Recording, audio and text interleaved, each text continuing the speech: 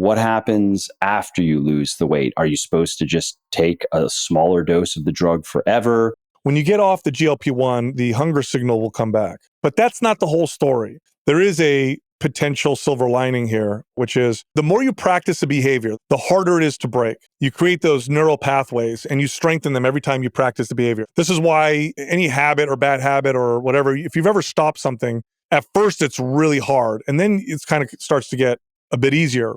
You go on the GLP-1, hunger signal is blunted. You no longer get that experience from eating. You no longer even think about eating that much. So while you're on it, those neural connections, those behaviors start to weaken because you're not practicing them as much. So now let me try to replace those behaviors with other behaviors. So this is where I think coaching could be very valuable, which is, okay, have you identified when you make the worst food choices? It's when I'm under a lot of stress or when I'm out with friends or when I'm anxious or depressed or whatever. Okay, cool. Let's identify those because you're still going to have those experiences while you're on the GLP-1. Now let's create a new behavior around that. So now you allow the old behavior to weaken because you're not practicing anymore because the strong hunger signal behind it is gone. And then when you get off and the hunger signal comes back up, replace it with better behaviors, better food choices or whatever.